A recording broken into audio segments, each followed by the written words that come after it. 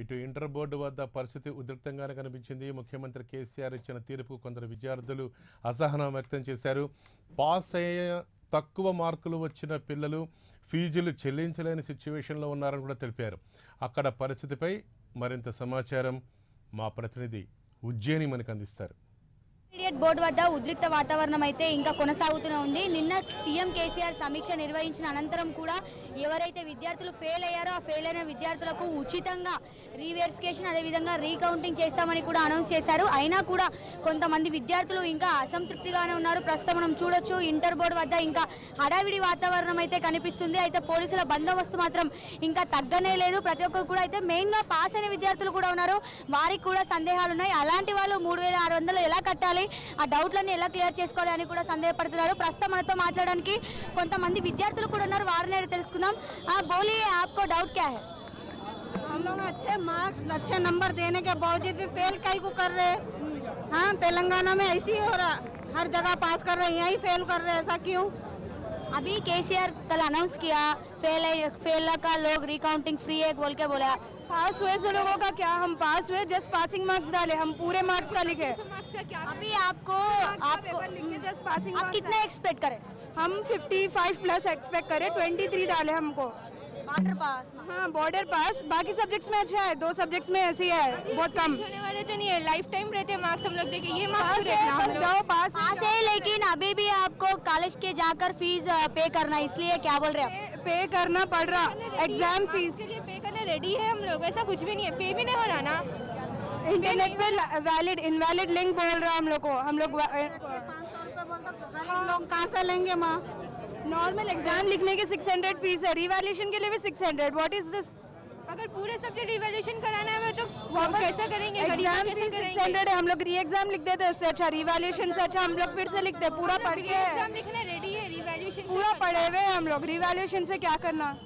మొత్తం విధంగా గందర వాతావరణం అయితే కనిపిస్తుంది. ప్రస్తుతం చూడొచ్చు సీఎం కేసీఆర్ సమీక్ష నిర్వహించిన అనంతరం కూడా అయితే ఇప్పటికైనా కూడా చాలా మంది విద్యార్థులు ఇంటర్ బోర్డునే చుట్టుముట్టారు. అయితే వారికి ఇంకా సందేహాలు ఉన్నాయని మెయిన్గా ఈ రీకౌంటింగ్ అంటే ఎవరైతే పాస్ అయిన విద్యార్థులు అయితే దాదాపు పాస్ అయిన విద్యార్థులలో 7 లక్షల మంది ఉన్నారు. అలాంటి విద్యార్థులకు కూడా ఈరోజు సందేహాలు ఉన్నాయి. అయితే పాస్ అయిన విద్యార్థులు కూడా ఎంతో ఎక్స్పెక్ట్ చేశారు. 90 మార్కులు వస్తాయన్న విద్యార్థులకు బార్డర్ మార్క్స్ వచ్చాయి. అలాంటిది వారు కూడా రీవెరిఫికేషన్ చేయాలి.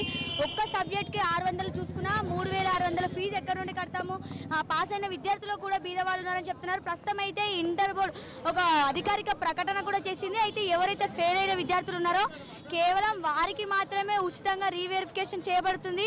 అలాంటిది వాళ్ళకి ఫెయిల్ అయిన దరఖాస్తులు ఎవరైనా అప్లై చేసుకుంటే వాళ్ళకి తిరిగి డబ్బులు ఇస్తామని కూడా చెప్పడం జరిగింది. అదేవిధంగా పాస్ అయిన విద్యార్థులకు మాత్రం రీవెరిఫికేషన్కి డబ్బులు చెల్లించాలని కూడా చెప్పడం జరిగింది. ప్రస్తుతం అయితే ఇంటర్ బోర్డు దగ్గర ఇంకా ఉద్రిక్త వాతావరణమే కనిపిస్తుంది. అయోమయంలో విద్యార్థులు కనిపిస్తున్నారు. ప్రస్తుతం అయితే చూడొచ్చు పోలీసుల బందోబస్తు మళ్ళీ ఏర్పాటు చేశారు.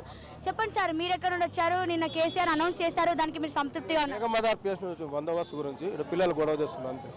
ఇప్పటికే ఇంటర్ బోర్డు మెంబర్ కూడా చెప్పడం జరిగింది. అయితే ఎవరైతే ఫెయిల్ అయ్యారో ఆ ఫెయిల్ అయిన విద్యార్థులకు రీవెరిఫికేషన్ అదేవిధంగా రీకౌంటింగ్ ఫ్రీగా చేస్తాము. మిగిలిన విద్యార్థులు ఎవరైతే సందేహాలు ఉన్నాయో అలాంటి విద్యార్థులు మాత్రం ఫీజు చెల్లించుకోవాలి, ముందుగానే దరఖాస్తులు చేసుకోవాలని కూడా చెప్పడం జరిగింది.